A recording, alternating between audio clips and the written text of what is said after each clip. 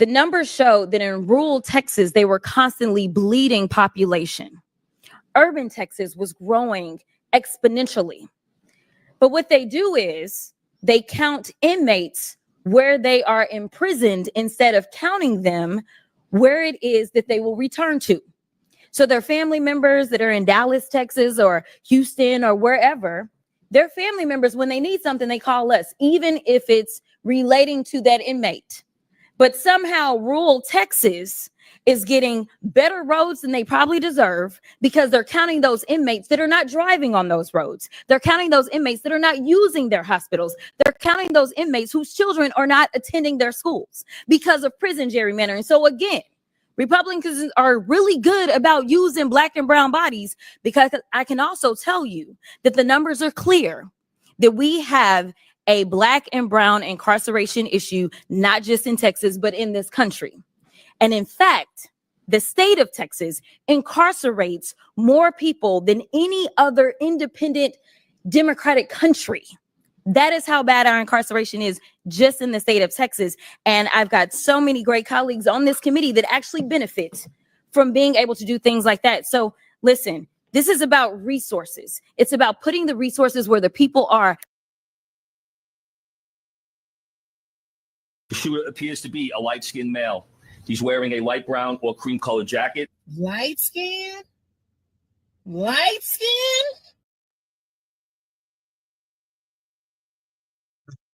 Exactly. 100%. Welcome to Let It Be Known on this Friday. It's getaway day for us as we head to Sin City. Special report that we're doing.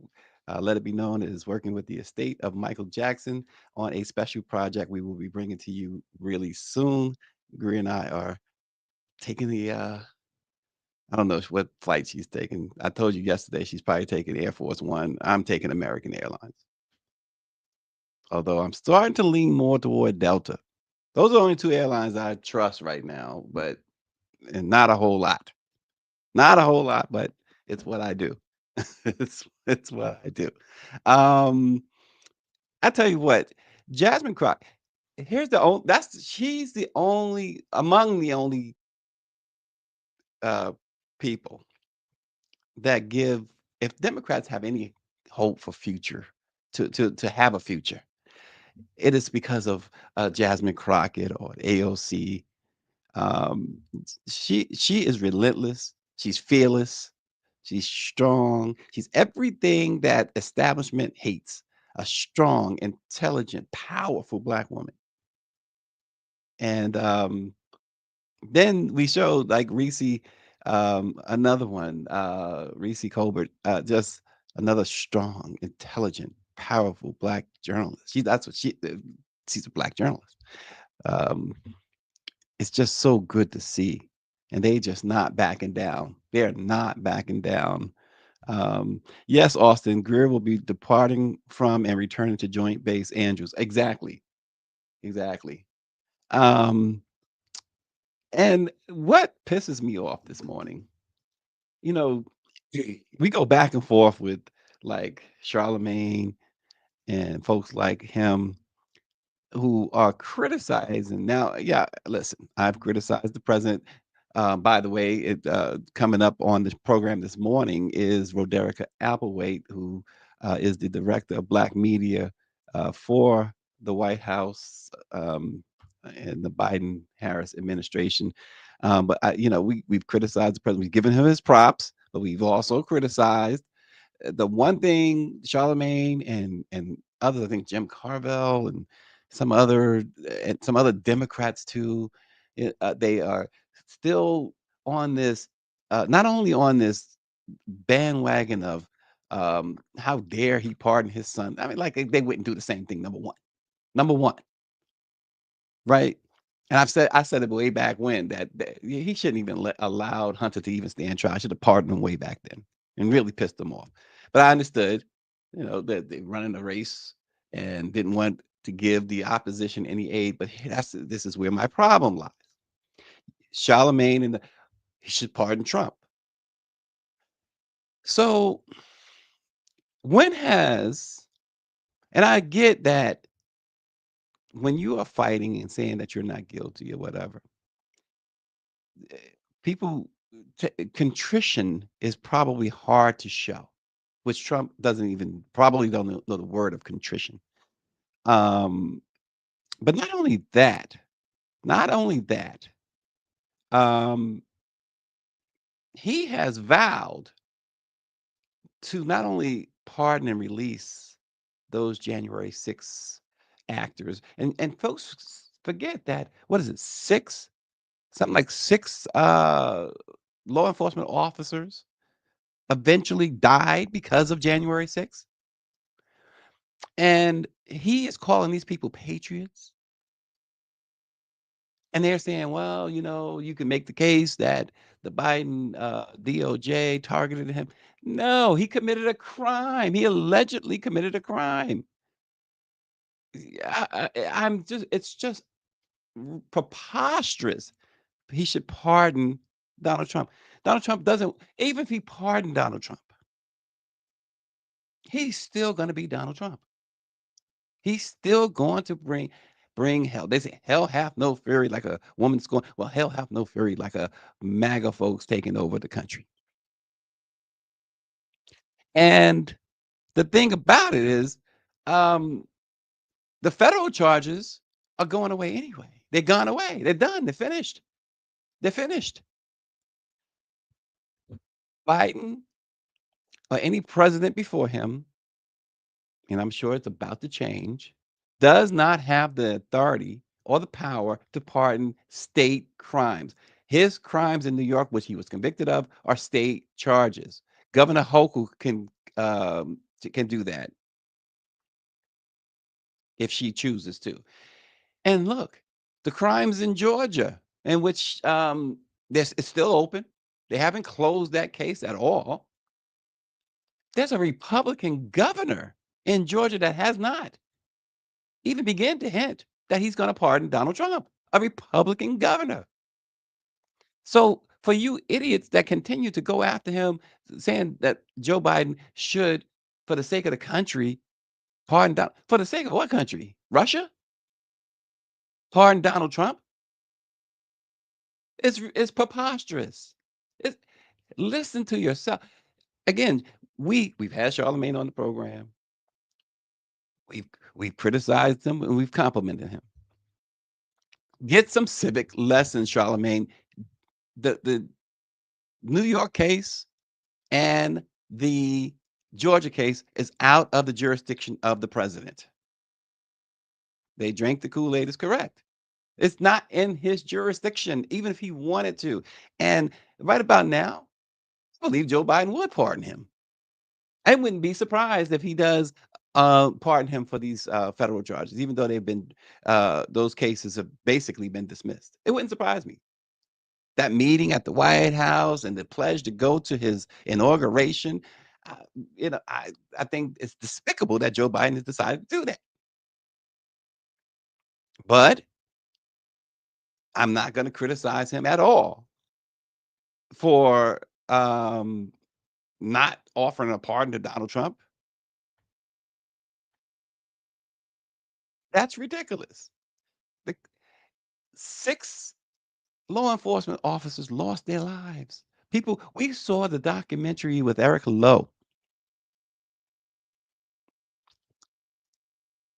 up close and personal. She takes care of her mom. She's the only caregiver of her mom. Didn't know if she would be able to walk out of that Capitol that day, preparing to die, and knowing that there was no one to take her place as caregiver for her mom.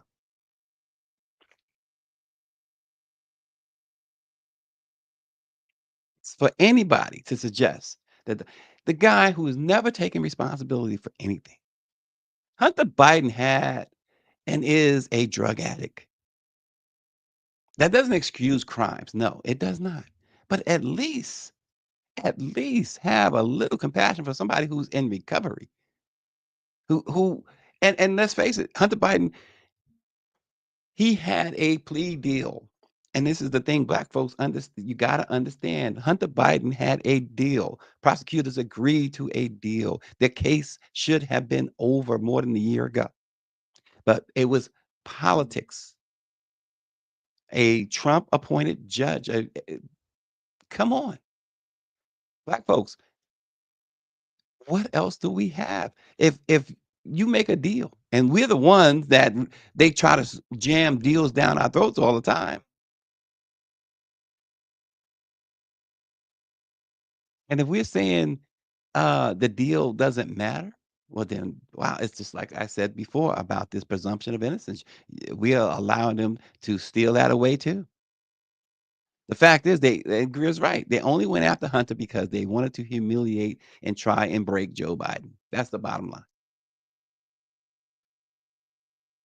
That is the bottom line. It is absolutely atrocious for folks. And so reportedly now he's focusing on the president is offering pardons or giving pardons to people like retired General Mark Milley, who Trump has said he wants to publicly execute. Former GOP rep Liz Cheney, she's in the line of fire. Adam Schiff, Dr. Fauci, and even Mike Pence. I understand that they're even considering Mike Pence, and they should. And it really would be a disservice and a danger to Mike Pence if he does not get a pardon. Um, but Mike Pence is not at the top of my list anyway. I just threw that out there. He is definitely not at the top of my list. But does he deserve a pardon? Probably he should get a pardon. He needs, whether he deserves it or not, he needs it. The idea is that Trump has Greer's asking what did he do? What they feel that Pence committed treason by not going against the Democrats, the democratic procedure, the right procedure, and certifying those votes. And again, you remember, folks, the Supreme Court said that Donald Trump, really Joe Biden right now, but Donald Trump will be king, untouchable. And as far as Liz Cheney, they're going to, the bottom line is they're going to come up with something. And so the idea of throwing this blanket pardon for any crimes, it's like the Hunter Biden pardon was from 2014 through 2000, whatever, 24, any crimes he may have knowingly or unknowingly committed during that 10-year period. You don't have to be found guilty of a crime to be pardoned. Um, it could be an allegation. And then Mike V, I was getting to that too. Mike V, he said he should pardon every American for all crimes except violent felonies for the last 10 years. Hakeem Jeffries, the House Democratic leader, has called on the president to pardon what he calls some working class Americans and others. He says, quote, during his final weeks in office, President Biden should exercise the high level of compassion he has consistently demonstrated throughout his life, including toward his son, and pardon on a case-by-case basis the working class Americans in the federal prison system whose lives have been ruined by unjustly aggressive prosecutions for non-violent offenses. Um, that request comes after 60 Democratic members of Congress penned a letter to the president last month and urged him to use his pardon power to, quote, address longstanding injustice in our legal system. The letter noted that the U.S. has disproportionately incarcerated people of color, low-income individuals, members of the LGBTQ community, and those with disabilities, and that 90% of the federal prison population was convicted on non-violent offenses. Um, yeah, so this is where we folks look for, and as a journalist, I guess I don't know if other journalists see it the same way, but you look for the outgoing president under these circumstances, knowing what's coming and knowing, let's face it, You have to be optimistic right now to think that there will be another election in 4 years. You have to be a very optimistic and perhaps even gullible person to believe that. But under these circumstances, open the gates, open the prisons. 90% are nonviolent in the federal prison system. Open the gates. Because he's going to open up the gates on January 20th for all of those over 1,000 folks that went to prison for January 6th or have been charged. He's opening the gates. And not only that, he's as Austin said, I believe what Austin said, he's probably going to give them like something like the Presidential Medal of Freedom. There's going to be a party at the White House with those folks, and they'll bring their tiki torches, and some of them will probably wear their Klan mask. There will certainly be Confederate flags all over the White House. Watch. I was talking to my barber. He's like, "You think that he's going to actually do public executions?" Absolutely, absolutely. You can't. eh, This guy is no different from a Saddam Hussein, a Idi Amin, a Stalin, a Hitler. Let's be real. You guys want to play games? Let's be real. 69 years ago to yesterday, folks, the Montgomery bus boycott began. It was sparked, of course, by the arrest of Rosa Parks in Montgomery, and it turned out to be a 13-month. And this is it's a really good lesson or segue into what's going to happen on January 20th. 13-month mass protest that ended with the U.S. Supreme Court ruling that segregation on public buses was unconstitutional. The Montgomery Improvement Association coordinated the boycott, and Martin Luther King Jr., who was the president of the association at the time, became a prominent civil rights leader as international attention focused on Montgomery. The boycott demonstrated the potential for nonviolent mass protests to successfully challenge racial segregation and served as an example for other Southern campaigns that followed. In Stride Toward Freedom, King's 1958 book about the boycott, he declared the real meaning of the boycott to be the power of a growing self respect to animate the struggle for civil rights. The roots of the boycott began years before the arrest of Rosa Parks. Some may not know. It was the Women's Political Council, a group of Black professionals, which was founded in 1946. They had already turned their attention to Jim Crow practices on the city buses. In a meeting with the mayor in March of 1954, the council's members outlined the changes they sought for Montgomery's bus system. No one standing over empty seats, a decree that Black individuals not be made to pay at the front of the bus and enter from the rear, and a policy that would require buses to stop at every corner in Black residential areas, as they did in white communities. When the meeting failed to produce any meaningful change, well, the committee and its president, Joanne Robinson, reiterated the council's request in a letter to Mayor Gale, telling the mayor there has been talk from 25 or more local organizations of planning a citywide boycott of buses. A year after that meeting with Mayor Gale, a 15-year-old named Claudette Colvin was arrested for challenging segregation on a Montgomery bus. 7 months later, 18-year-old Mary Louise Smith was arrested for refusing to yield her seat to a white passenger. Neither of the arrests, however, mobilized Montgomery's Black community like that of Rosa Parks later that year. And thus the boycott. And we keep hearing on this program, folks come on and say, hit them in the pocket. Hit them in the pocket. That's the only thing they understand. And look, what was it? What was that stat? I don't know if I got it from Greer or RNG about the 5 richest people now are making like they're worth some trillions after being worth like something billions just a couple of years ago. So hit them in the pocketbook, folks. The assassination of United Healthcare CEO Brian Thompson on a busy Midtown Manhattan street has intensified scrutiny over Anthem Blue Cross Blue Shield's controversial anesthesia reimbursement policy that was set to roll out next year in several states.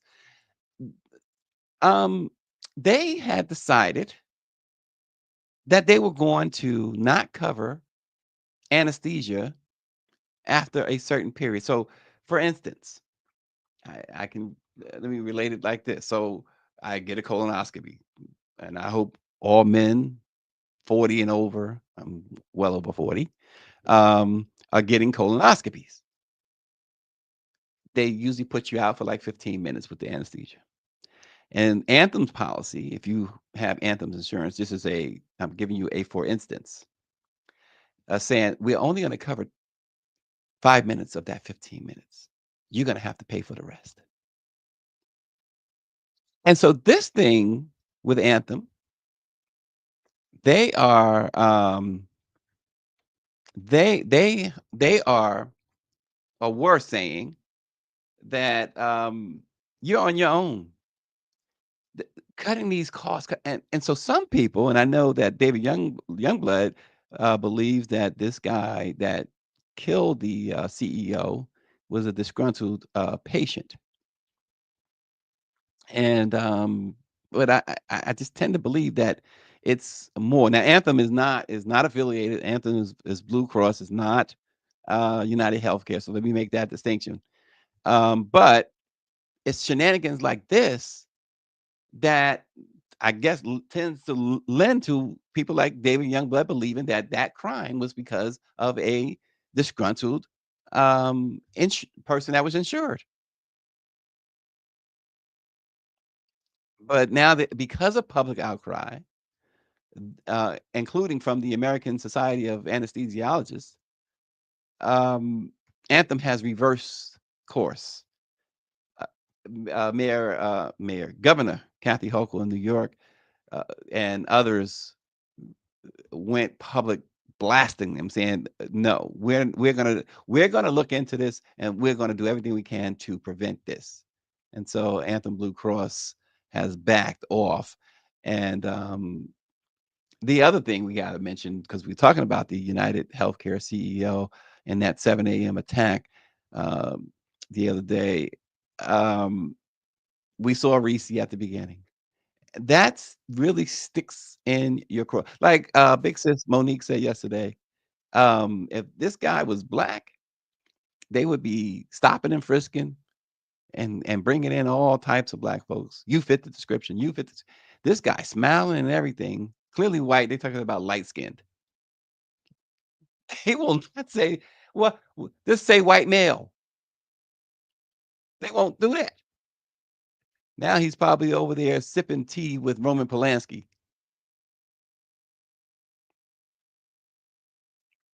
It's just preposterous.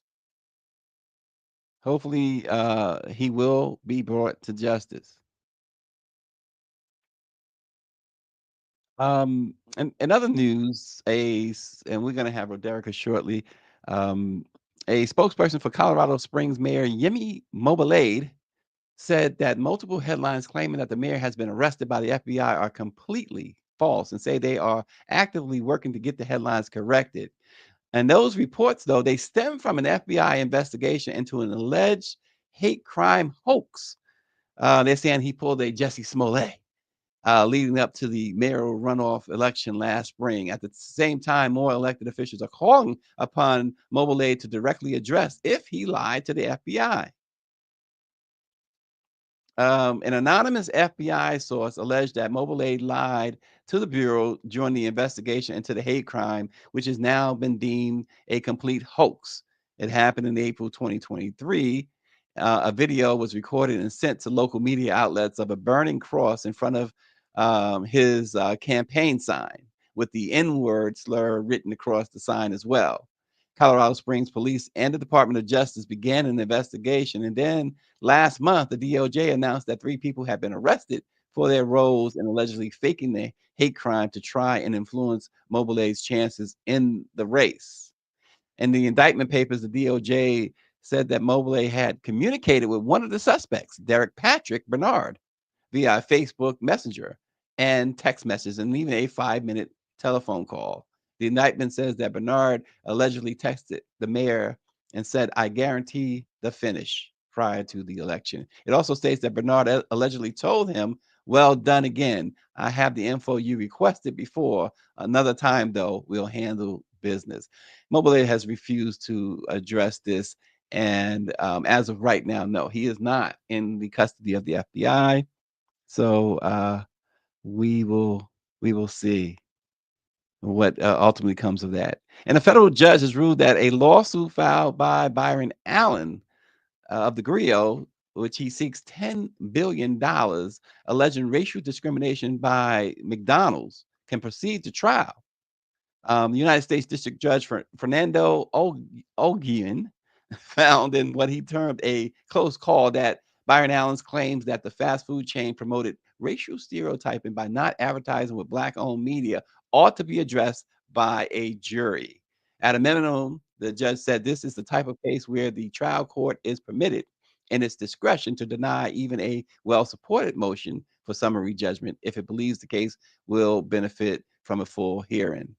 Byron Allen alleges that his entertainment studios and Weather Channel were denied ad dollars spent by McDonald's as part of its large budget for general market advertising, and instead relegated to an African American tier that vies for consideration with a significantly smaller, much smaller budget.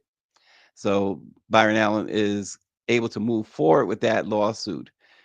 Um, Look, we've heard Roland go after these companies as well, and you just have to. You just have to.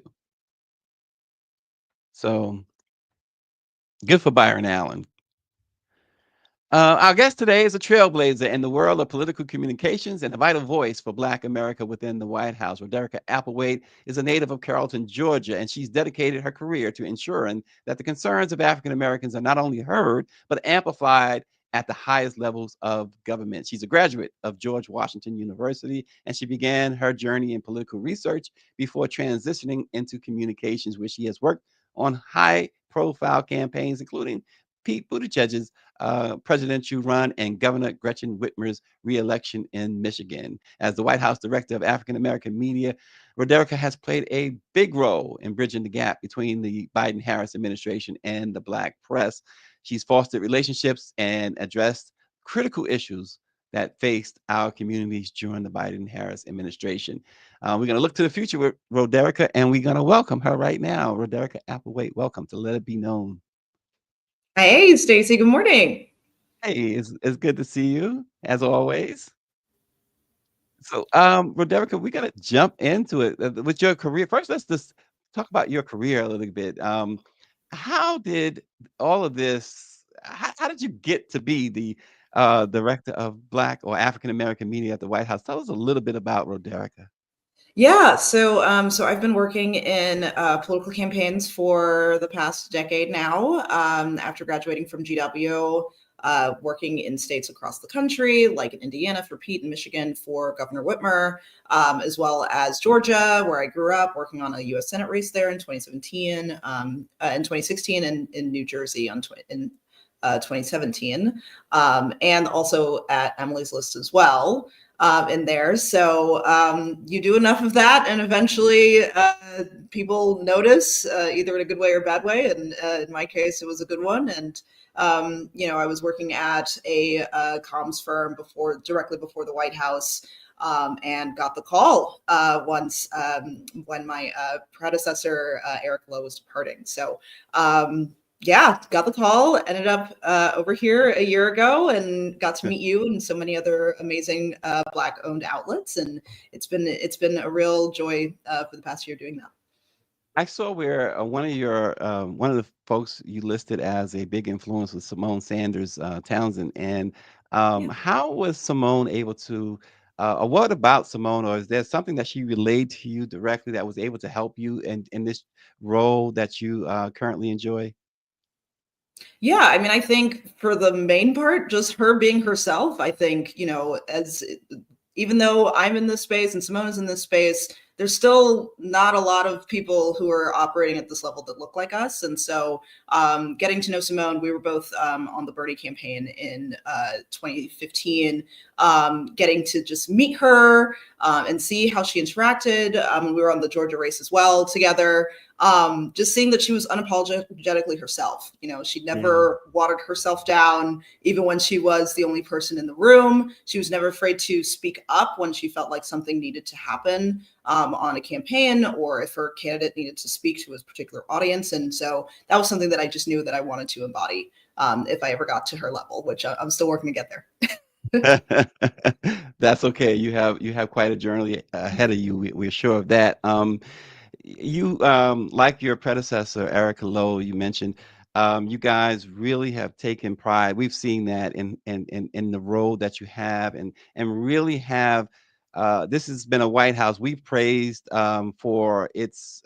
When you talk about inclusion, you walk in that White House today, you certainly not going to see it after January 20th, but we see some incredible Black minds and Black women at that. And tell us, it has to be, the election was hard enough, I'm sure, but it has to really, has it dawned on you? Let me ask you that. Has it dawned on you? Has it sunk in yet that all that's going on? I mean, there's Erica, there's so many other, we talk about the Black women, and there are many of you guys obviously at the White House, beautiful Black women too, beautiful and smart, but Black men too. You're not going to see that. Has that sunk in yet? Well, unfortunately, because of my background, or maybe fortunately, I am used to losing campaigns and used to. Wait a minute, you're used to losing? Who admits that on camera? Well, my resume will admit it for me. But that's the transitional nature of it. I think what's really important is that we are giving the American people what they want, which is a peaceful transition of power. And so I'm proud of the work that we've done at this White House, and I hope that the next administration will use some of that as an example, especially when it relates to Black press. Now you know good and well, Rodericka, that's not going to happen. Let's be real. Your words, not mine. So walk us through, if you will, that horrible, I'm sure for you and many others, a horrible night, November 6th. Where were you?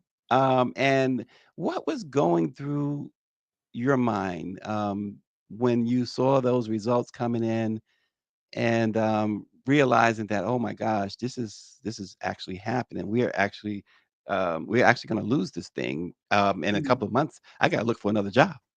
Yeah. I mean, so I was at Howard because, where else are you supposed to be if you're in DC on election night? And I would say, the energy there was incredible. Not my first election night being somewhere with a live audience, if you will, but, it was really just great to be on Howard's campus. I thought that was just really powerful, that you could feel the excitement. I mean, there were so many Howard graduates there, Howard students, HBCU alums, and just, I'm really disappointed that that was a moment denied that would have been really just fun and important to see. But like we had there was CNN on this huge Megatron, so and I've worked enough campaigns to know that the right states were not hitting at the margins that they needed to, even the ones that were being called. So it's tough, but it was, as someone that has been in this long enough, it was pretty clear that it just wasn't going to break our way. I mean, globally, there's been, the phenomenon of any party in power was during the pandemic did not do well. That trend continued here. And so, that's a pretty hard global wave to outrun. But, I will credit Kamala Harris and the entire team for turning a campaign around in 107 days. It is an almost impossible feat. And so, I just completely tip my hat to everybody that was involved in that, because that was not easy. We were with you at the Democratic National Convention in Chicago, and I've been doing this for 30 years. You've been in that business for a long time. You, like you said, you've got so much on your resume. I had never felt um, how palpable and excited. This was like a rock crowd, right? A rock concert type crowd and enthusiasm. Yeah. And like you said, 100 some odd days. That's not enough time. Listen, this is American politics. Do you believe that? Is there a part of you that believes and certainly don't in any way try and not trying to get you to criticize the president at all. But do you believe that had the vice president been given the proper amount of time, the results could have been different or would have been different? I think if we tie ourselves up with shoulda, coulda, wouldas, that'll make it kind of tough for us to focus on the fight ahead. We've got just we've got about 39 days left in this administration. So we're focused on doing everything that we can on our end to make sure that we are leaving America on the best foot going into the next administration. And so what does that look like these next 40 days, Rodericka? Because and I've been among those who have like been going after the president, like you got to do this, you got to do that. The Supreme Court, they said Trump is going to be the king, that he's immune, but that means that you're a king right now. You're immune. Let's talk about what could possibly, from your vantage point anyway. I know you don't have all of the state secrets, but from your vantage point, what can we, well, let me ask you this, what can we expect over the next 40 days? Is there anything that you can drop that, okay, this might, help everybody out a little bit?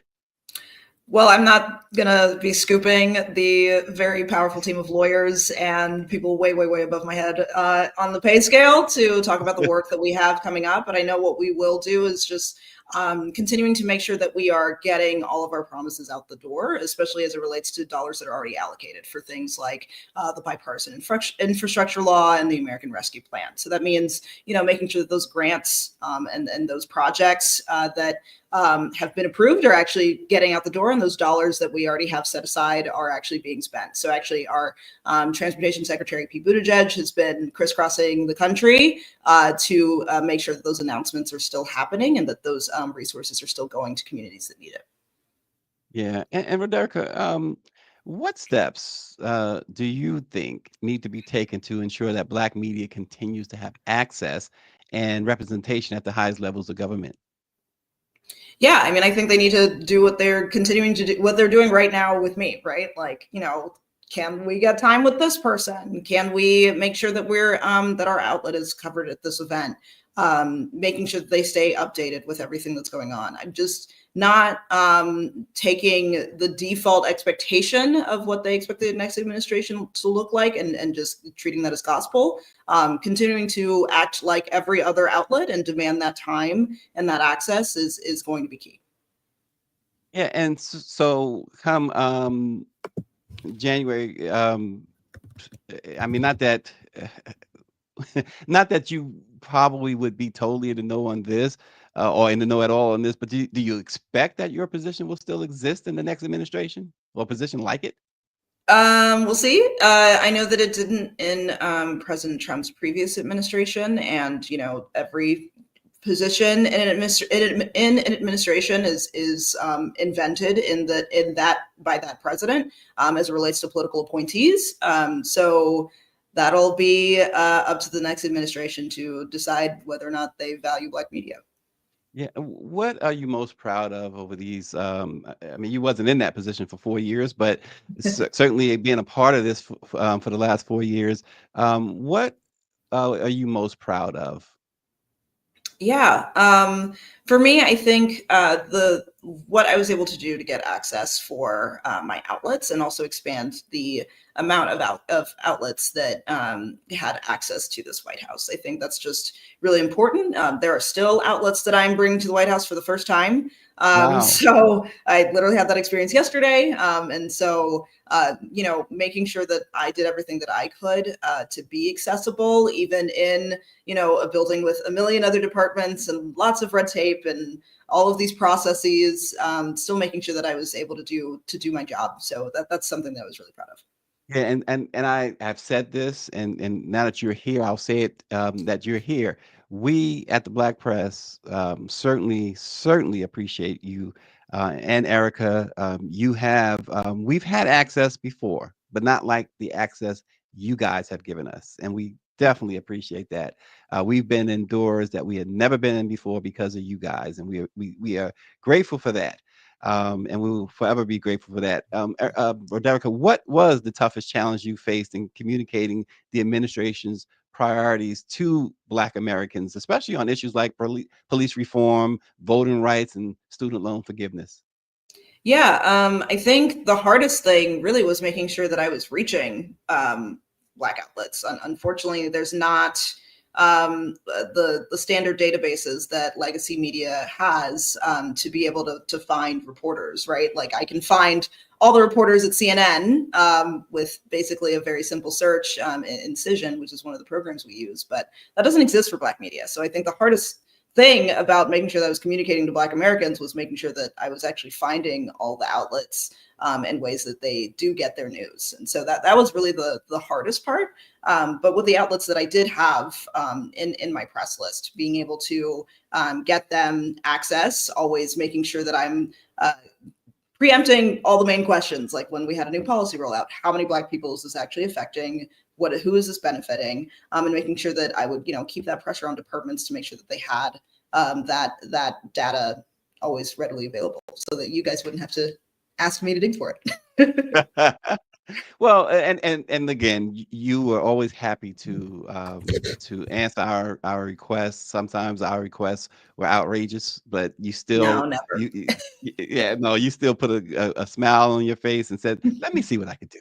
And so we it's amazing that you endured with the Black press. That's for sure. But Derek, and I know we have a few more minutes. Vice President Kamala Harris has faced significant scrutiny, often steeped in racism and misogyny.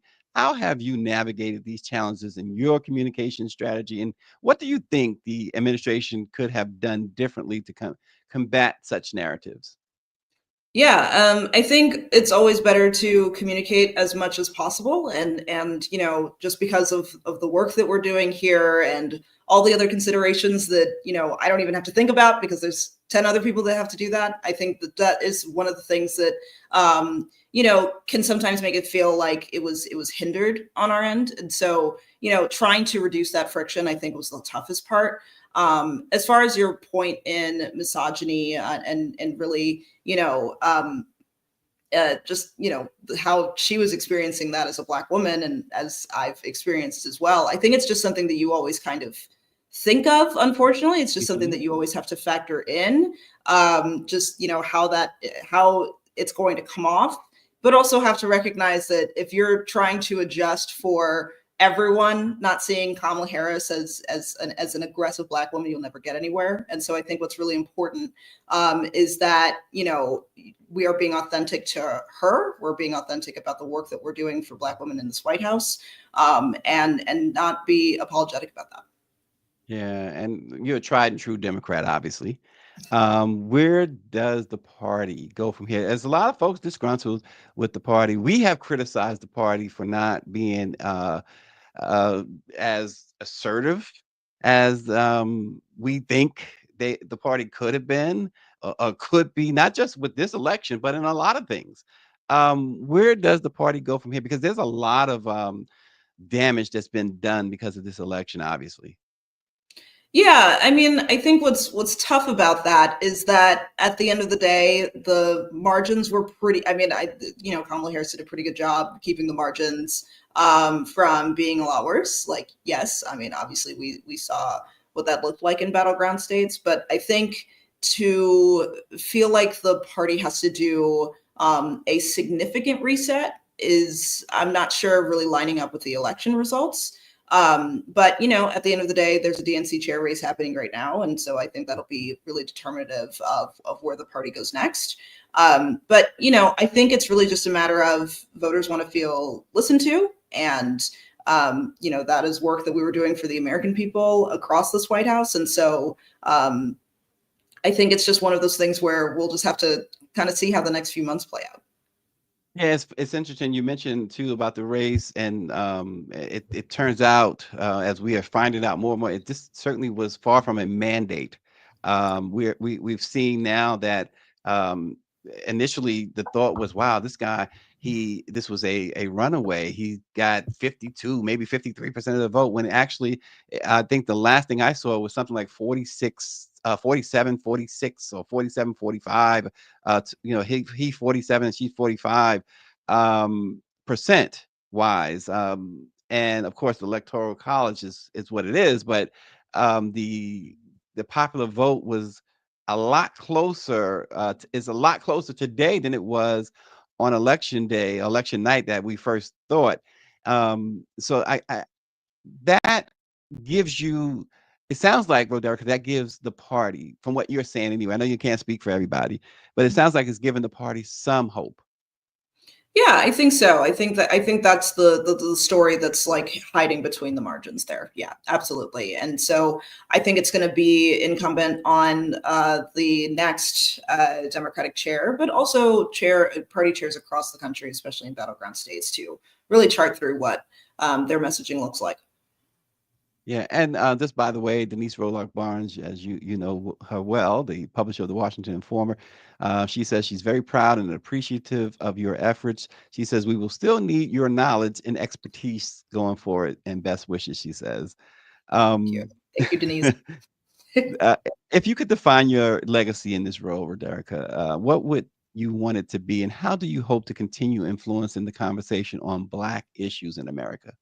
Yeah, I think, I hope my legacy is demystifying the process. I think because it's the White House and it's all very official, it feels like I think outlets self-select themselves out, especially smaller outlets, or outlets that just don't have as many resources, feel like, oh, well, they'll never approve for me to be at the White House. So like, let me not even bother. Really walking through reporters on what that process is. I mean, I've given, I don't know how many workshops at this point on what an open press event means versus pre-credentialed versus, what the pool is and how that works. And so I'm happy to do that. I think it's important for somebody to do that. I think a lot of these outlets just don't know where to get those resources. And frankly, it's not super clear. It's very much if you know type of situation. And so I hope that I've demystified that process as much as possible for the outlets that I work with. Yeah. And so, I mean, I hope I did a good Have job. you had an occasion recently to speak with the vice president? No, I have not. Okay, okay. Um, so, Rodericka, going forward, we all are interested in knowing what's next for Rodericka Applewhaite. Do you know what's next for you? I do not. No, I'm in the same boat as everybody else right now. We are all looking for what that next opportunity is. And so I'm excited about what's next. I'm also excited to have some time off. So we, You need a vacation. yes. But I'm excited to see where all of us land because I've worked with some really incredible people and people that people should be scooping up. So, Yeah, yeah. Absolutely, people should be scooping up. As I said, we've talked to so many people, so many of you, your colleagues, yourself, of course, and I have not seen a White House staff, a White House conglomerate, if you will, with the intelligence that you guys possess, and how you do it, the grace in which you do it. It can't be an easy job. It has to be a lot of pressure, but we never saw it in the 4 years that you guys have been there, and it's been an absolute thrill. Totally, Randy writes in that she loves Rodericka. Can't wait to see what she does next. David Youngblood is asking Rodericka. Voters also want to show Black people, or saying voters also want to show Black people who this country really belongs to. White people. I don't think you accept that, do you? I'm sorry. What? Can you repeat the question? David says voters also want to show Black people who this country really belongs to, which is, he says, white people. I think the country belongs to all of us, and I think we've done a really good job. As the president would say, it's been a priority for him to preserve American history, which is also Black history. And so, I think we've done a good job to communicate, at least in this administration, how important Black Americans are to the American story. Let me ask you this too, and we'll let you go. I know you got a busy, your day is always busy. I have, and I'll just be upfront. I have criticized the president. I've not often criticized the president, but I have of late criticized him for two things. And I think you answered this earlier without me asking this, but I'm going to throw it out there again. For his meeting with Donald Trump at the White House a few weeks ago, and for his pledge to attend the inauguration of Donald Trump. Did that surprise you in any way that the president has offered to do that, to attend the inauguration? No, not at all. I mean, I think protecting and preserving the soul of this nation is something that President Biden has talked about and has been very integral to his story for the past several decades of his career. So no, I'm not surprised. I think it's a really important show of the sacredness of the transition of power that we are supposed to enjoy in this country. And so I think those things, which is not anything that's above and beyond what any other president has done, Except for Donald Trump. Typically, and I think it's important to not do an eye for an eye with situations like that. I think the president has always been very clear about wanting to protect the integrity of the American people's voice and the way that they exercise that at the ballot box, win or lose. And he's famously always says elections don't only matter when you win, and so preserving democracy doesn't only matter when you win. And this is part of that transition of power and what that looks like. And so that's why the president did it, and he stands by that decision. Yeah, well, Rodericka Applewhaite, we are certainly pleased to have been able to work with you and have you. I know you felt like you were working for us, and we don't sign your paycheck. I was working for you. I'm still working for you until January 20th at noon. At noon. Wow. Yeah, a lot can happen until 11:59. We want to see what happens up until 11:59 at noon, before noon, I should say, on January 20th. But thank you so much for all you have done and continue to do. And as we said, and a lot of our viewers are writing in that they're wishing you the very best. Austin Cooper saying thank you, Rodericka, as well. David Youngblood, everyone else, Denise, and so forth and so on. You are certainly one that we are going to hold dear all the time. So thank you so much, Rodericka. Thanks for joining Let It Be Known. Thank you, Stacey. I appreciate it. Absolutely. Folks, again, we are headed to Las Vegas, Nevada. Special Let It Be Known coming up. We are working with the estate of Michael Jackson, and we will tell you more about that as soon as next week. So tune in. Greer has not given me the times that we're going to be broadcasting on Monday and Tuesday of next week, but we'll be back at our regular studios on Wednesday. So stay tuned. The King of Pop has been dead for a while, but his legacy continues to live on and inspire a new generation. And we have something very special coming up for you about Michael Jackson. Thanks for watching Let It Be Known. Have a great and safe weekend, and we will see you from Las Vegas on Monday.